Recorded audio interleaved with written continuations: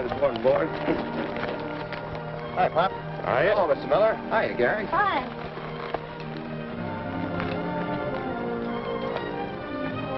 You ain't fixing to go into the roping, are you, Pop? I sure am. Better not. It's gonna be rough. Well, that's just what I'm hoping, Dobie. Now, look, you're liable to get hurt. See here, Sonny. I can rope calves better with my left hand than you young'uns can with both hands. Now look, Pop, we mean it. We know you're good, but you're not as young as you used to be. After that tumble you took the other day... Listen, that wasn't my fault. And I didn't get hurt nohow, did I? Maybe not, but it shook you up plenty. This is the last day. No use crowding your luck. You get pitched off and it's liable to break you in two.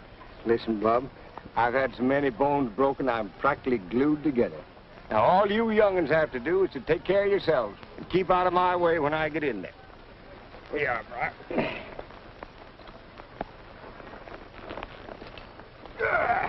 It's gonna be a cinch for you, Pop. They're just scared you're gonna beat him. That's the spirit, Gary.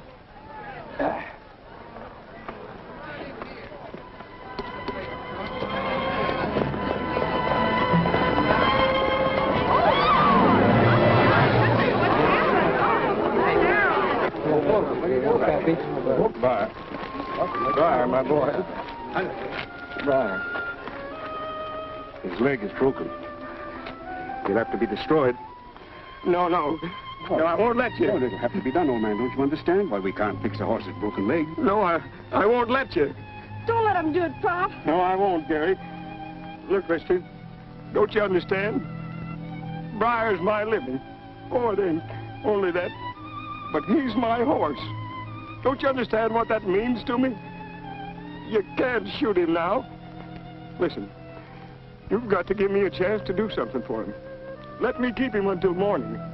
If I can't do anything for him by then, you can handle him any way you want to. But I've got to have a chance for him. And I promise you this, mister, that I won't let Briar suffer.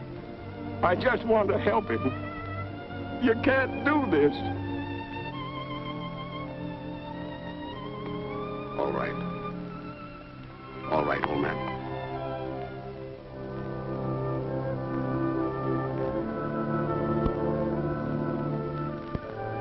Now, you're gonna be all right, Briar. All you have to do is just take it easy, sure.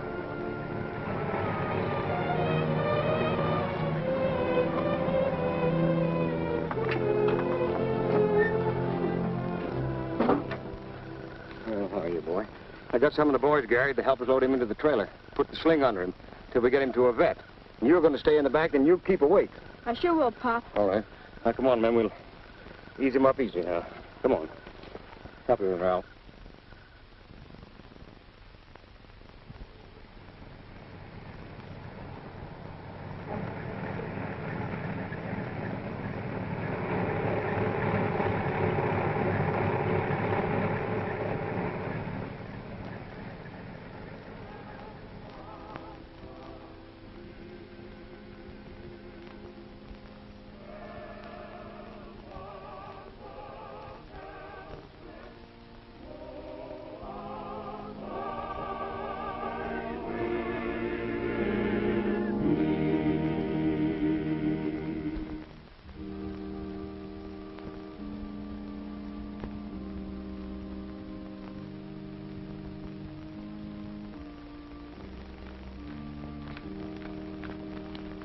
Goodbye.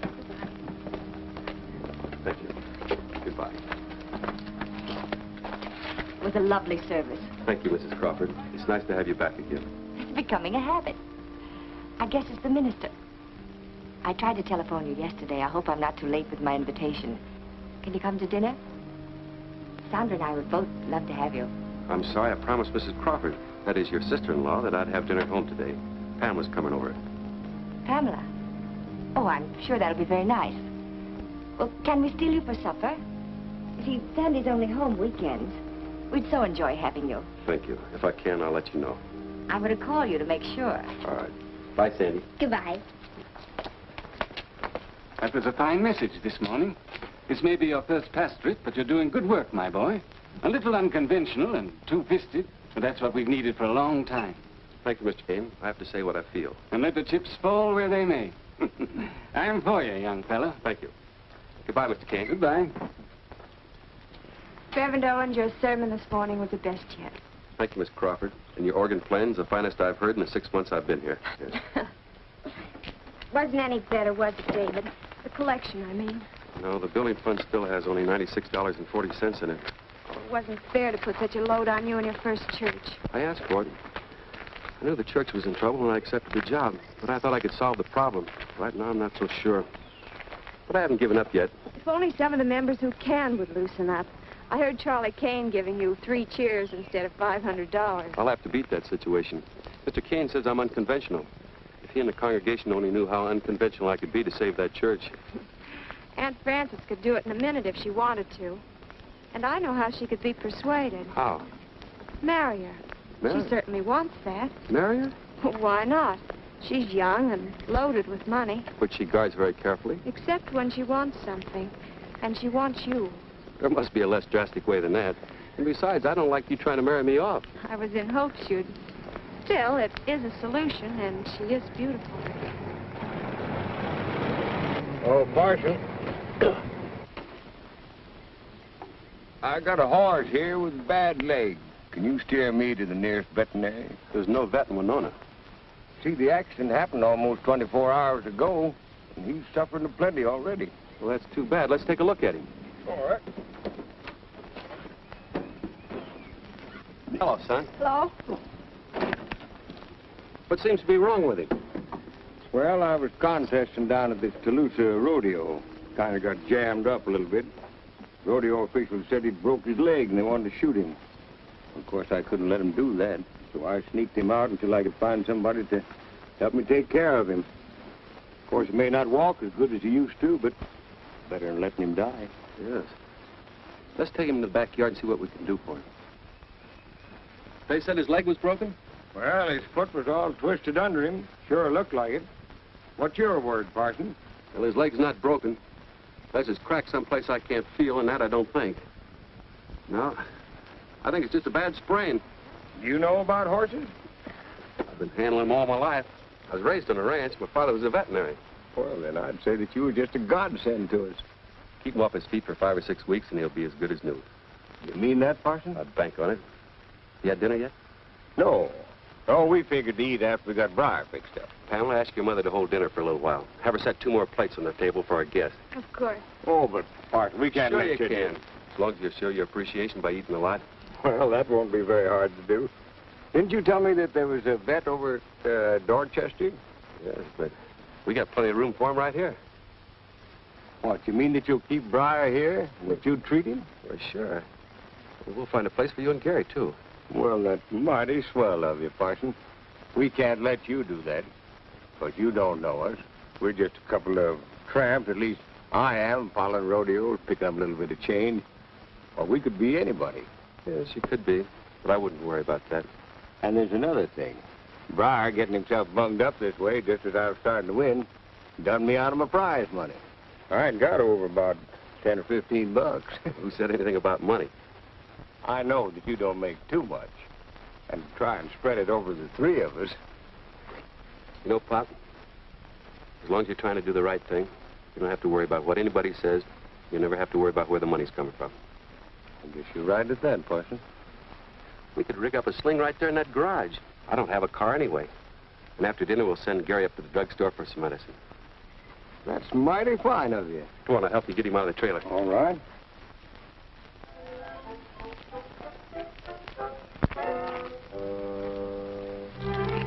Hello. Hello. You're new here, aren't you? Yeah, I just got here. I thought so.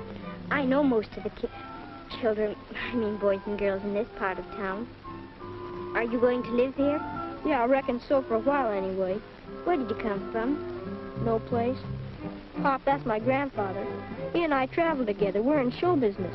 Oh, an actor? No, none of that painted-up imitation business for us. We do the real stuff. Rodeos, bronc busting, bulldogging, calf roping, and everything. You mean you handle horses all the time? Do all that dangerous riding? Well, I enter in the junior event sometimes. I've been riding since I was 4 years old. Well, that must be wonderful. I love horses. I love everything about them. Do you have any horses of your own? Do we? We've got the greatest horse in the world. He's a thoroughbred, a champion. And you really going to stay here in a sleepy town like Winona? Why? Oh, Briar, that's our horse. He had an accident yesterday at Toulouse. He hurt his right foreleg. We're going to stay here until he gets well. Gee, I'd like to see him. Would you? Come on, I'll show him to you. Oh. Well, hello, little lady. I see you brought back more than medicine, Gary. Yes, sir. She's Sandra Crawford. She's Miss Pamela's cousin. She asked if she could see Briar. Well, she's more than welcome. He's beautiful, Mr. Miller. How is he? Will he be all right? I reckon so. That's the way we aim to make him anyhow. Can I touch him? Sure. Briar's a smart horse. He knows when he sees a pretty girl. And he likes them, just the same as Gary and me. Sandra! Sandra! What on earth are you doing here? I'm just... Back here with strange stablemen. People you shouldn't even be seen with. Mother, please. Sandra, I've forbidden you to talk to such people. I thought I saw you come in here. Now come along with me. It was all my fault, ma'am. I've no doubt. It was just because she wanted to come back here. Look, my dear, I need no information from you. Just a moment, ma'am. You see, Gary's no ordinary stable boy. And the little lady just came in to say hello to Briar. That's the horse. You see, we're rodeo performers. Oh, rodeo performers. Rodeo performers. Why, that's even... I wonder if Mr. O... Just what are you doing here? Well, you see, in the first place... Never mind, I don't care. Sandy, come on. See, that's the way to handle those kind, son. Mrs. Crawford. Hello, Sandy. Hi, David. How nice. You'll have to excuse my appearance. I'm dressed to do a little veterinarian work. Veterinarian? Yes, Mr. Miller's horse was injured yesterday, so I volunteered to take care of him. Oh, so they're friends of yours? Oh, yes, for more than an hour now. Would you like to meet him? Mrs. Crawford, this is Pop Miller, one of the most famous rodeo stars in the country. I'm very happy to know you. We're honored, ma'am. And this is his grandson, Gary. Hello. Oh, we've met. Yes. Why don't you go in the house while we see what we can do for the horse? Pamela's here with her mother. Oh, Pamela's here. Oh, yes. Yes, come on. Mother, may I please stay and watch? Of course, darling. If Mr. Owens doesn't mind. Why, certainly. Glad to have you. We'll be in a little bit. All right.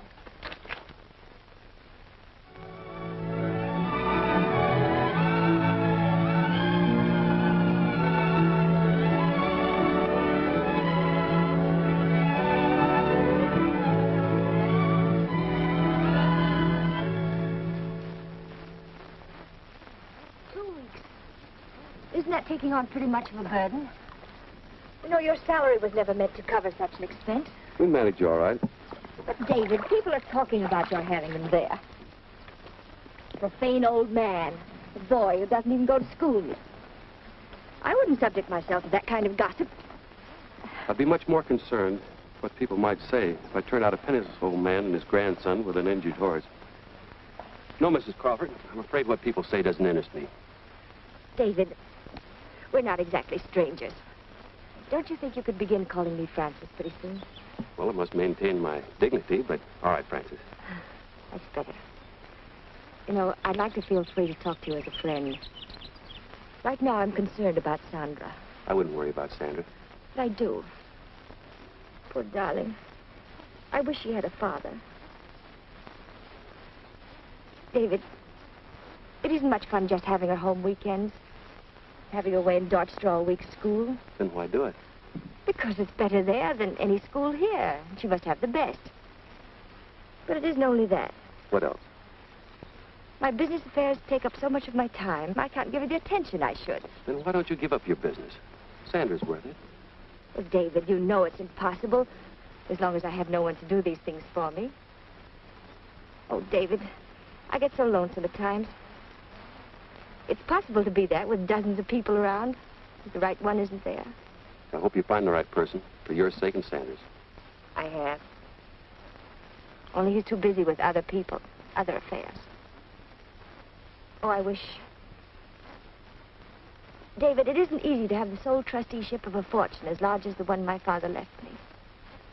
I'd so gladly share it with the right person. Someone I could love and trust. Then why don't you share it with the church? Oh, that again. Unless a miracle happens, we stand to lose our church in 6 weeks. Well, David, I could be persuaded to help a great deal. under certain conditions. There can be no conditions of a gift offered to save a church. No?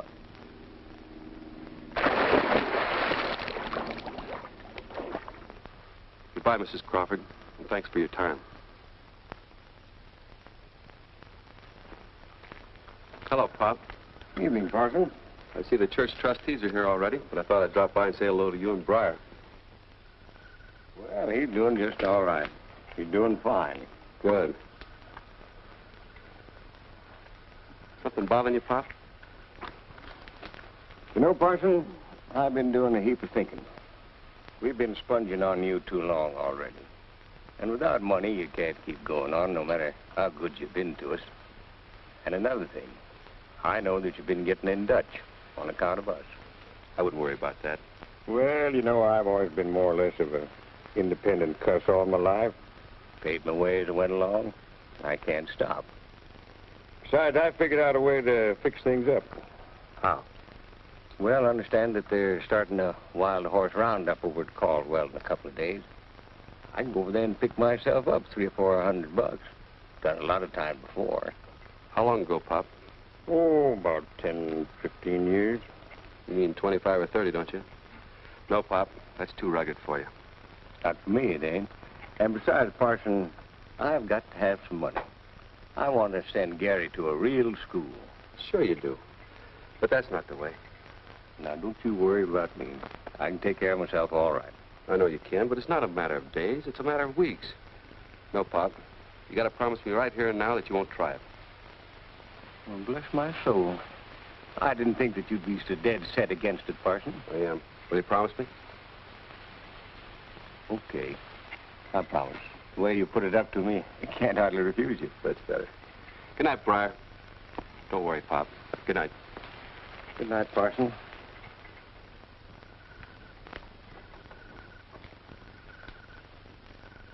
Boy, it looks like it's going to be tougher on you than it is on me. Dad busted, I hate to turn down a chance like that. But you know, you can't argue with a fella that's been as good to us as the parson has, can you? But Dad busted anyhow. Good night. Doctor, the Board of Trustees is solidly behind you, but very little disturbed. Now, as you know, in a town as small as ours, gossip is most undesirable. Gossip is always undesirable. It's one of the cheapest and lowest forms of conversation. Yes, of course, but I'm afraid you don't quite understand. Frankly, it's somewhat embarrassing to have our own pastor discussed unfavorably. Yes, there's talk. Not only of your close association with people who are, well, little more than vagabonds, circus followers, if you will, but that you keep them for weeks here in the parsonage. Precincts which, well, in a sense, should be considered almost as sacred as the church itself. Pop Miller and Gary certainly do not desecrate it. And I plan to let them stay as long as they need help. That, gentlemen, is my decision, and I plan to stand by it. I'm disappointed and sorry that you disapprove. This boy, he should be in school. Pop Miller knows educational laws. He himself instructs Gary and sees that he studies. From what we know of him, he's hardly qualified as a teacher. But all this discussion is ridiculous. Yes, it is. I thought this meeting was called to discuss a far more important problem. One that reflects more discredit upon you men on the Board of Trustees than the presence of an old man does upon me. Now, just a moment, Pastor. In a few weeks, we face the loss of our church for one of a few $1,000s. I think it'd be much more to the point if you gentlemen concentrated on that problem, rather than whether I gave a helping hand to a small boy and a man who needs it. Promise or no promise. That night settled. Good night.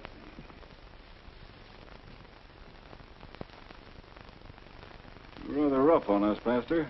More so than we like. I'm sorry. It was necessary. Perhaps. You, too, have a responsibility in this matter. I think I'm shouldering my responsibility. Are you? Entirely? You know, there's a way in which you could solve all the church's financial problems. Now, ordinarily, I wouldn't think of stepping into your personal affairs, but this is a crisis.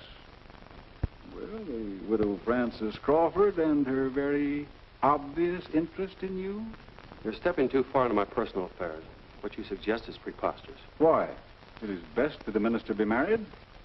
Mrs. Crawford is young, beautiful, charming, and wealthy. It's an insult to me and my integrity to suggest such a cold-blooded alliance.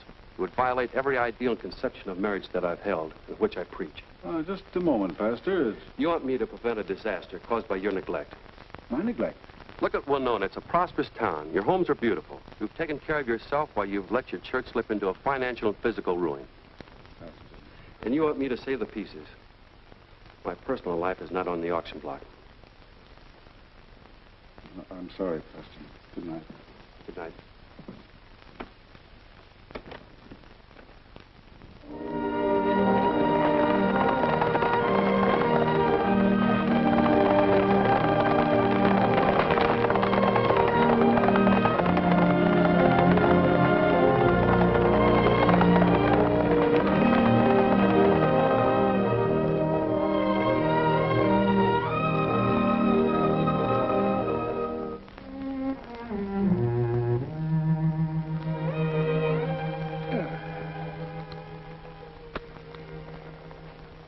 Let me help you, Pop.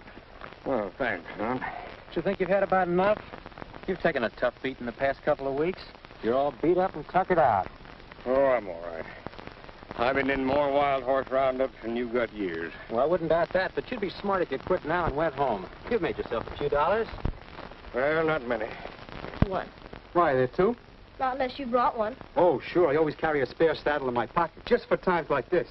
Come on, Gary, get Briar ready and I'll get going. Not with that saddle, you won't.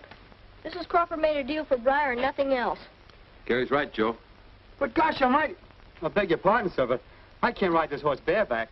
Maybe if he had a steering wheel and a gear shift, I could, but... A deal's a deal. And we're keeping the saddle. Sorry, Joe, I can't help you. Well, you can lend me the blanket, can't you? Sure, Joe, sure. We'll lend you the blanket.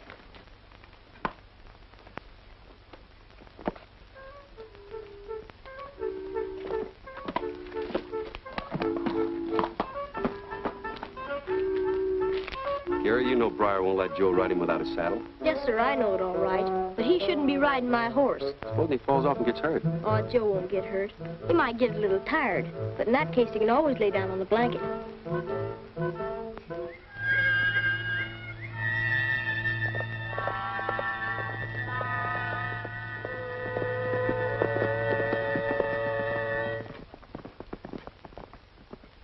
What are we going to do now, Mr. Owens? Don't worry about it, Gary. A horse like Briar can't disappear for long. Yeah, but why didn't he come back here? He knows Papa and me are here. Why, he's been with us for... Hello, Mrs. Crawford. Hello. Has that horse been back here yet? No, not yet. I never will. I didn't want to get into this. See what happens? He'll come back, Mrs. Crawford. Where's Francis a day or two ago? Oh, David, I don't want you to think I'm cold and grasping. I'm not really. It's just this has all upset me very much. I know, and I'm sorry, Francis. Well, I simply can't wait for him to reappear. You may as well know I'm offering $50 reward for his recovery.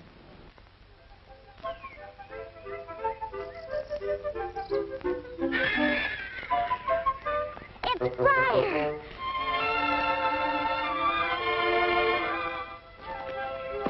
Oh, Briar!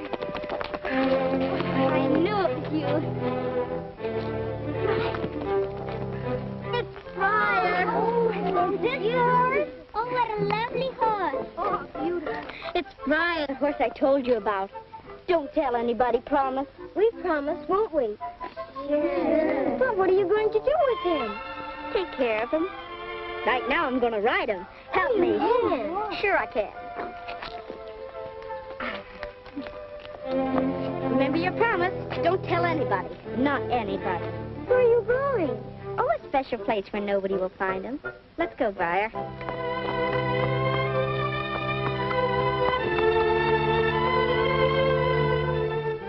Hi, Grandpa. Well, bunch my buttons. Hi, Sandy. Come on, darling. Where in tarnation did you get that horse, and what are you doing here? What's the idea of breaking up a man's morning right in the middle of my housework? What's the matter? Is your cough bothering you again? Cough? Oh, yes. Yeah, it's been killing me all morning. Maybe you want to take some more of your cough medicine. Yeah. Think I should? Well, Sandy, that's right nice of you. There, now I feel better. And now, young lady, what's this all about? I don't see you very often, and then it's usually when you're in trouble. I can say the same for you, Grandpa. Grandpa, I know how you can make $50 very fast. $50? But I wish you wouldn't. Good, now am I too old to wrestle anybody, Sandy? If you want to make it, all you have to do is take Briar back to Mother in Winona. Back to Mother? Don't tell me you rode that horse all the way from over there. Of course not. I found him just a little while ago. Oh. Mother's offering a $50 reward for its return. Well, that's more than she ever offered for my return. How come she wants this horse so bad? She hates horses. And if there's a reward up, why don't you collect it yourself? Because she does hate horses, and she hates Yeah, the man I know. who owns this one, and I don't want her to have it. Look. And that's why I brought it here, because I want No. you to... A man would have to be in his prime to keep up with that fast talk. Now, you mean you want me to keep him here in hiding? How are you going to hide a horse? But, Sandy, it's going to be awfully hard to keep a horse where nobody will find it. Well, can't you put it with all those pink elephants that nobody but you see? Yeah, I think you got something there. Now, don't you worry about the horse, honey. We'll take care of him. Well, you won't take that $50, and you won't let anybody else take it, will you? Now, don't you worry, honey. You leave it to old Grandpappy.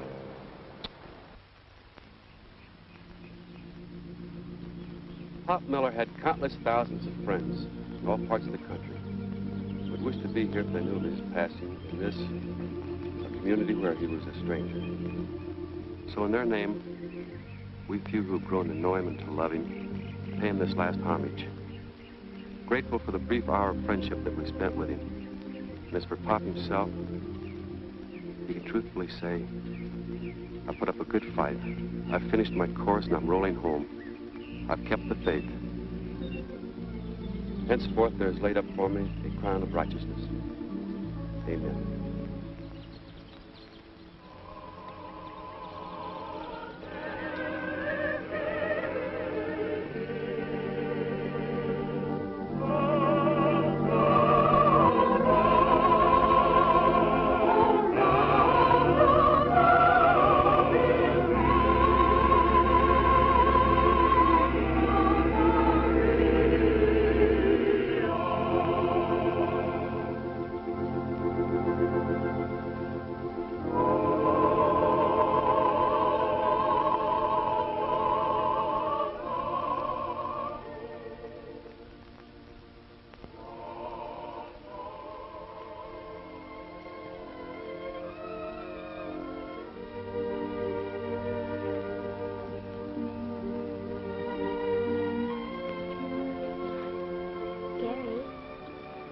Gary, I had something to tell you. I didn't have a chance before. What? Pop would like to know this, too. That's why I'm telling you here. I've got Briar, Gary. Got him safe in Dorchester. Briar? You have Briar? Yes, I found him. I've got him hid at my grandfather's. Oh, gosh, Sandy, how is he? But we'll have to keep it a secret, or else they'll take him away from us. We mustn't tell anybody, not even Mr. Owens. Did you hear that, Pop? Briar's okay, and I'm gonna live with Mr. Owens. Oh, gosh, Pop. Gary, Pop was a pretty brave man. I don't think he wants you to stay here and cry for him.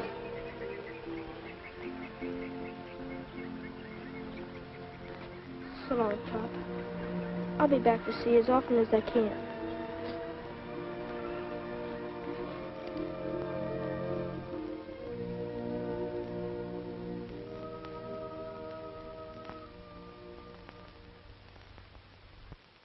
Mr. Crawford, it's sure swell of you letting me come over here. Oh, that's okay, son, and so are you.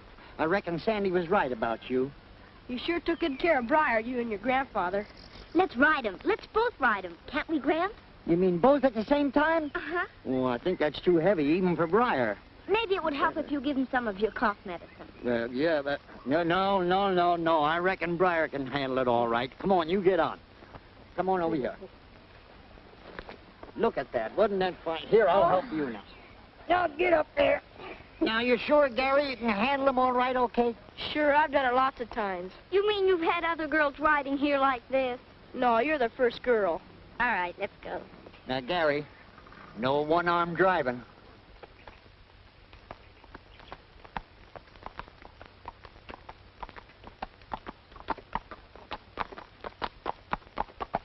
You know why I sent for you, Gary? Sure, to see Briar. That's only part of it. I had to talk over something with you. Something awful serious. What is it? You won't be able to pay Mother the money on time, will you? No. They sent the $40 Pop during the roundup to Mr. Owens to send to your mother. That leaves over $100 that has to be paid to him the 28th. And I promised Grandpa I'd take Briar back if the money wasn't all paid. So we have to get it somehow. Yeah. How? There's a big sulky race here in the 28th in Dorchester. And if Briar could win that, the first prize is $5,000. That would pay back Mother and leave you a lot besides. Then I could pay for that church debt that Mr. Owens so worried about. Well, not exactly worried. He never worries about anything. He just works hard and says he knows that everything will be all right. He's sure swell to me. Wish I could do this for him. We have to, Gary, and we mustn't tell anybody. Even Grandpa wouldn't hear of it. That's why I wanted to come out riding. Well, one of the reasons. So we could talk it over. I found out something else. What? Mr. Felix, who owns the stable, likes me, and I told him a friend of mine might want to enter his horse in that sulky race, but that he'd have to rent a sulky.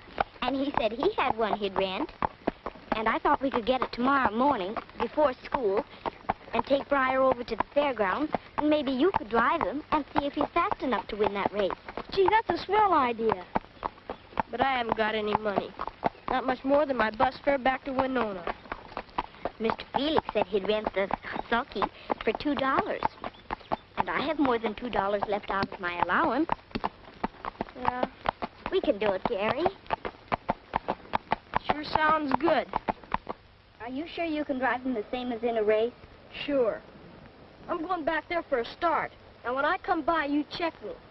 If we can go around this track in less than 3 minutes, we've got a chance to win the sweepstakes. But what'll I check you with? Oh. Here's Pop's watch. Come.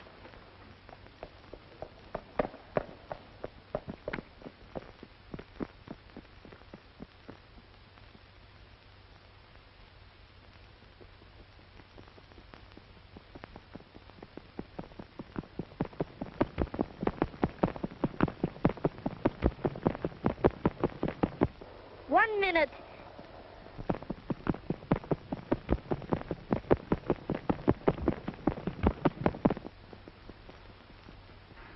Minutes.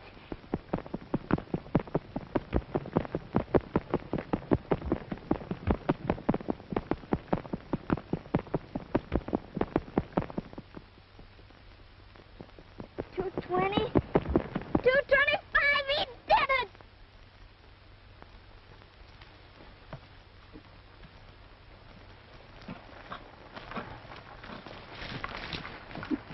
How fast? 2 minutes and 25 seconds. Gee, that's swell, Sandy. We just got to enter Briar in that race Saturday. But we're just kidding ourselves. They won't let me or you drive him in the race. And we got to keep everything so secret. We couldn't ask anybody else to drive him. And oh, shucks, it just won't work. And anyway, it costs money to enter a horse in a race. How much money? Oh, about $50 for the kind of race we want to enter him in. Is Briar fast enough to win that race? Sure he is. Then we've got to enter him, whether we're kids or not. Well, I bet I could raise the money to enter him. You could? How? From the kids at school. They all have pretty good allowances. Of course, we spend it all. But if I hurry, I bet I could do it. But then you'd have to tell them all about Briar. No, I could make it sort of mysterious, like a secret. Oh, I could do it, Gary. We've just got to get a driver. Yeah. That's the trouble. No, it ain't. Mr. Owens says if you need something bad enough, and it's right, you always get it no matter what. We just gotta have faith. And you need the works, too. You're right, Sandy.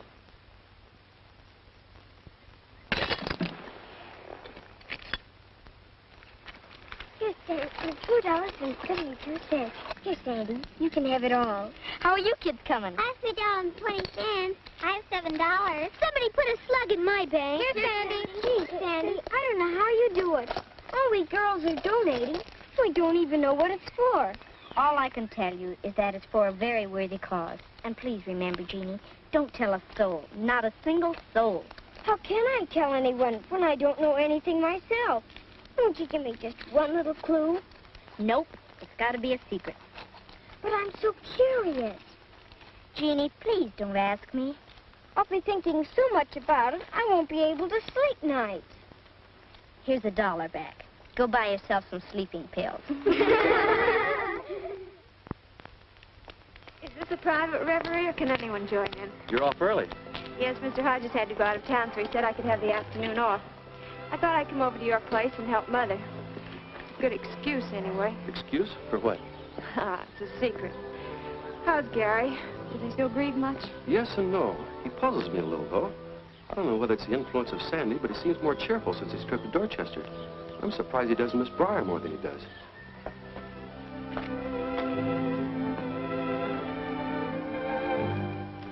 Maybe he's reconciling himself to the inevitable. I can't believe it's that. Briar's situation's very serious to you, isn't it? Yes, in a way. The money's due on Saturday, and we haven't it. Leaves only one thing to do. If and when Briar's found, he must be sold to pay the debt. It'll be hard on Gary. I don't know, maybe too hard. What is it, David? I've been walking for an hour trying to decide what to do. You can't always solve your problems the way you want to. Sometimes it's the way you dread. But if it's the only way, what can you do? You mean there is a way, that you know of one to solve it? Yes, I've known of it for some time. In fact, we both laughed about it.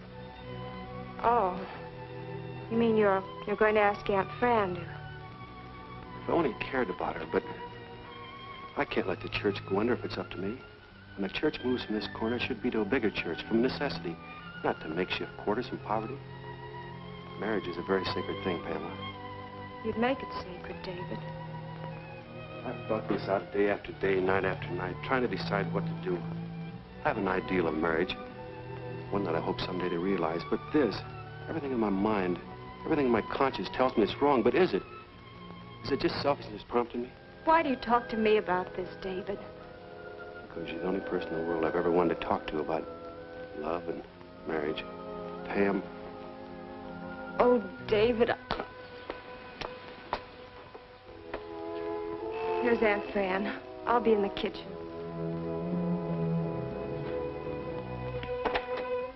This is a surprise. Won't you come in? Hello, David. You mean I'm 2 days early? 2 days? Lady Shylock. As a matter of fact, I did want to talk to you about that. May I sit down? Why, of course, do. Thank you. I mean, I use every excuse as a chance to see you. You're flattering, Francis. No. Just wishful. And brazen, too. But to be serious for a moment, and practical, is there any prospect for that loan being paid on Saturday night? At the moment, no.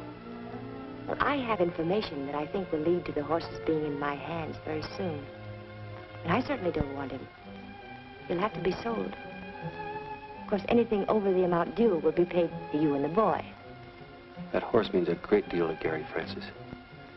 Well, you can't afford to pay the loan, and the boy can't possibly earn it.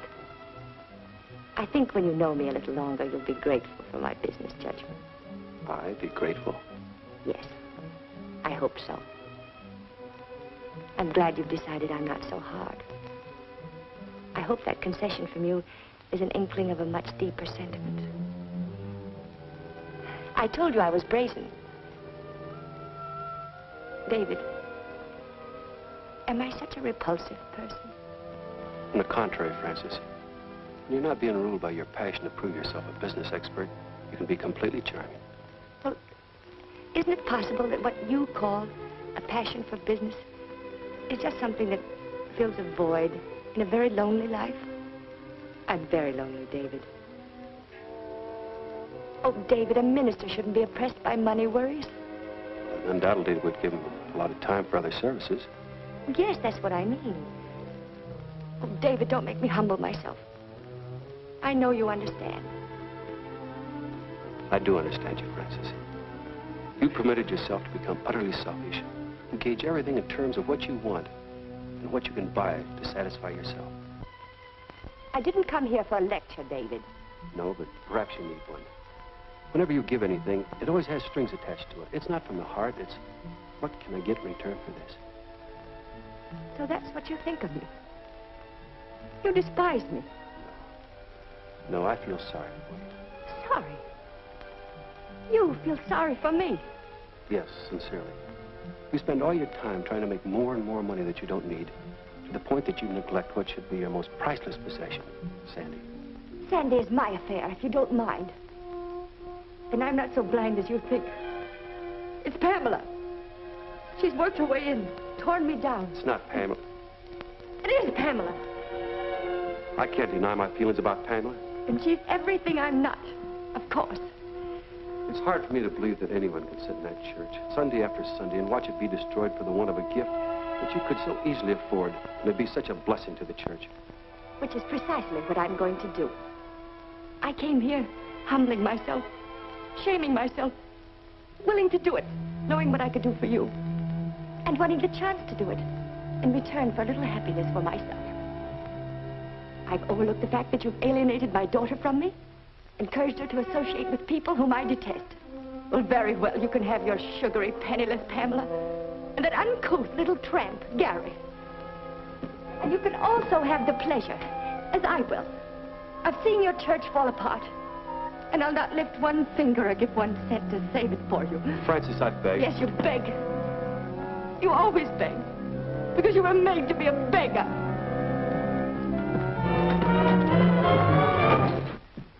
David, I'm sorry, David. We both got to try to help her, Pam.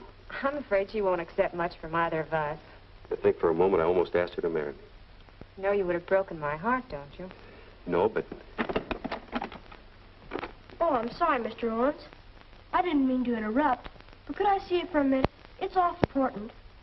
And Pam, it's very private. Oh, I see. I'll give you exactly 5 minutes. Gary, let's sit down and have a little talk, huh? I saw Mrs. Crawford drive up. I had a hunch, so I listened to nearly everything she said. Gary. I know, sir. But Mr. Owens, she's Sandy's mother and all. But she ain't like Sandy. And oh, gee, Mr. Owens, she was crowding you. I just have to tell you right now. Gary, what are you talking about? Friar, sir. He's not lost. Sandy found him in Dorchester. She's hiding him at Grandfather Crawford's. That's why she told me to come up there, so I could see him. In Dorchester, Sandy? Yes, sir. Briar's entered in that race Saturday. Sandy raised enough money for the entry fee. And I tried Briar out myself. He did the mile in 2:25, the first time out. And I know Briar can win, sir. But we haven't got a driver yet.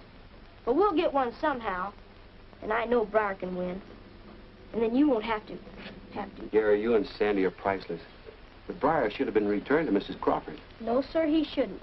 He's got to run that race, win that money, and help the church. That's why we did it, sir. Gary, maybe our cause is big enough that we can keep him for another 2 days. And I hope as much as you do that you get a good driver.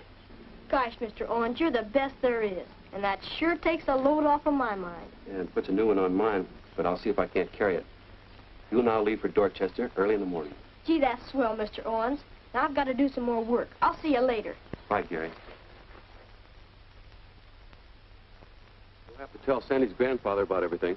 Yeah, I suppose so. But he's on our side anyway. That's what I thought. That's why we shouldn't keep any secrets from him. That'll give us a whole day to find a good driver for Briar. With you taking it over, I know we can find one, Mr. Owens. Sandy and I sure didn't know what to do. I couldn't stay here, but she's smart, but she's also pretty young. Don't you underestimate Sandy. She's done pretty well. Yeah. Hey, look, there's Briar. I wonder who's driving him. Hey, Sandy! Come on, Grandma, come on! Hi, Sandy. Hi, Gary. Who's that driving Briar? isn't he doing swell? Sure is. Hello, Mr. Owens. Hello, Sandy.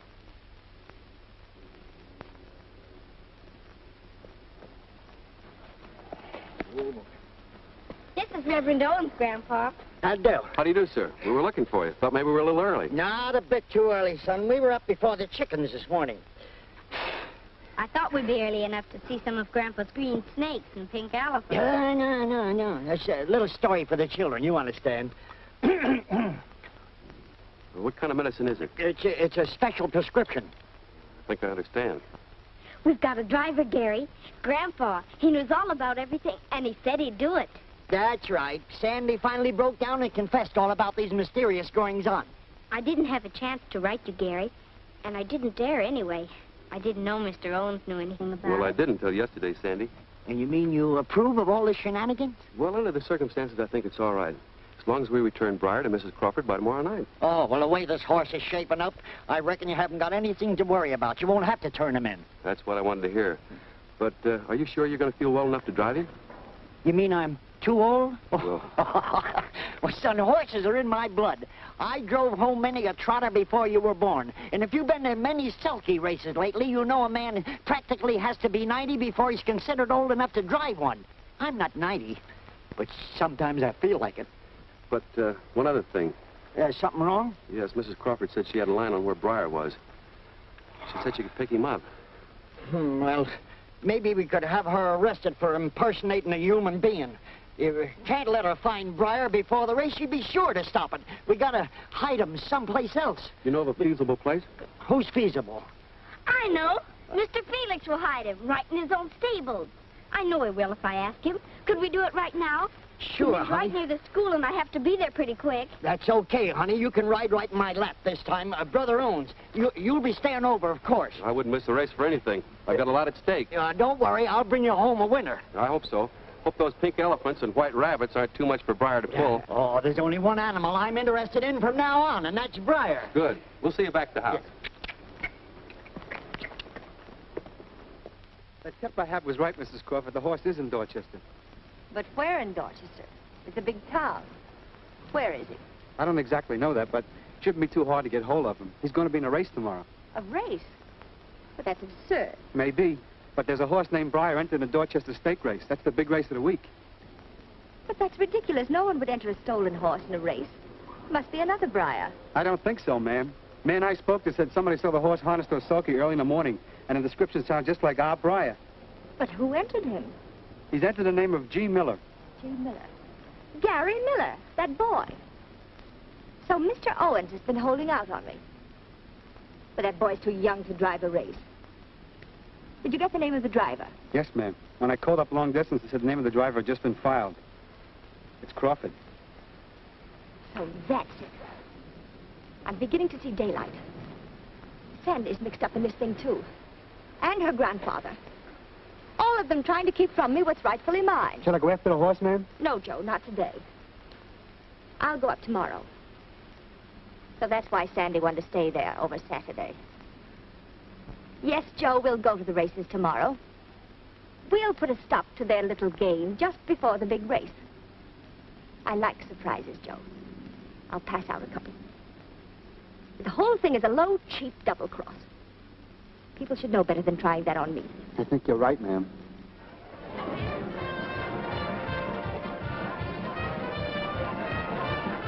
I'm sure you will, Grandpa. I certainly will, honey. Your cough isn't bothering you, is it? My cough? No, not at all. Why?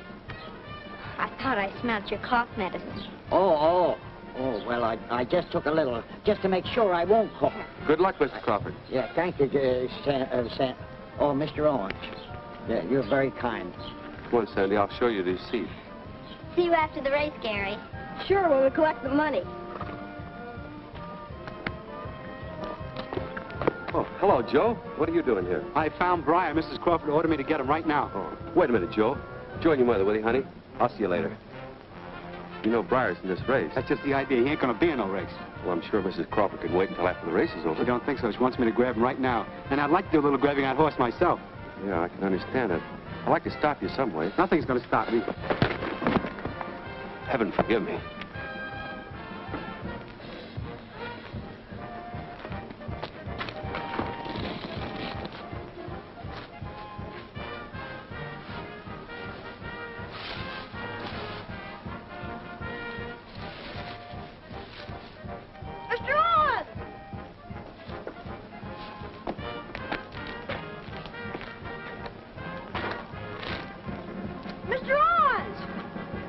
What's the matter? You better come quick. Mr. Crawford's awful sick. Mr. Crawford. What happened? That's what I want to know. What happened? Nothing happened. I got a turkey on my head, and I was just giving him a drink. I'm afraid Mr. Crawford won't be able to drive today. Oh, gee. He's a pretty sick man. Oh, who's sick? I never felt better. The way I feel, I could run a race without a horse and win it. Next race, the Dorchester Stakes. Winner's purse, $5,000. Well, give me a hand, Gary.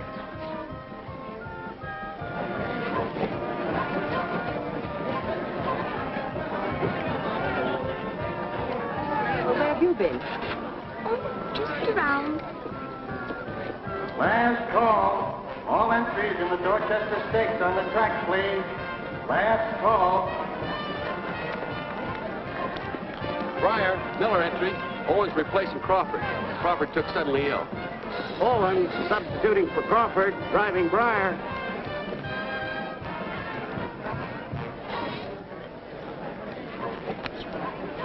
I'll put a stop to that.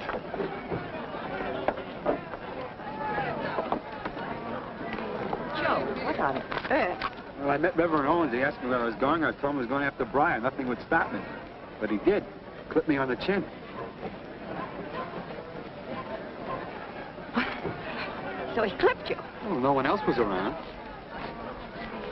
He'd do that. He'd even drive in a race. Of course he would. He's got to get that money, Mother. He'll do anything as long as it's honest. They're off.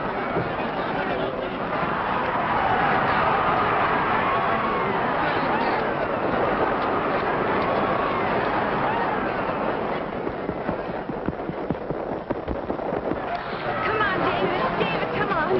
Come on, Byard. Come on, Byard. I think that horse, but he sure got something, Mrs. Crawford. So is the man who was driving him. Oh, I can't help it. I hope it. Come on, Brian. Come on, Brian. David, bring him home. David, bring him home. David, bring him home.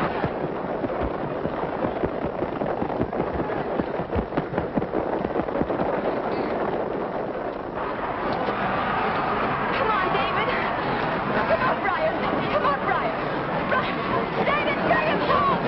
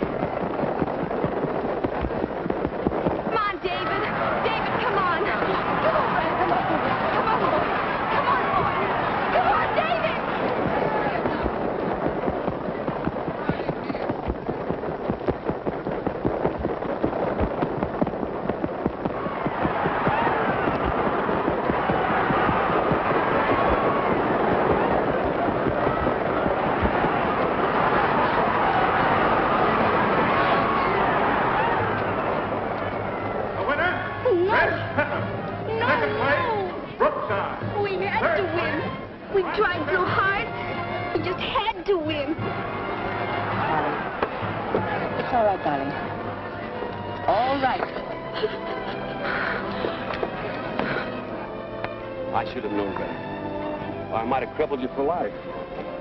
I don't think I did. Nothing's that important. You wanted to win, and you could have, too. So die. But not at that price.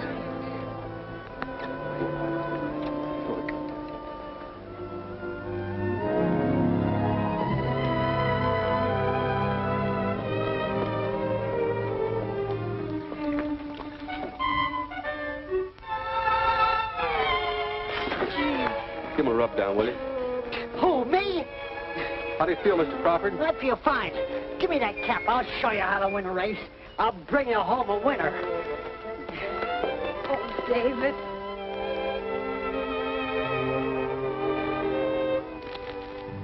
Gary, do you still want to stay here after Breyer's gone?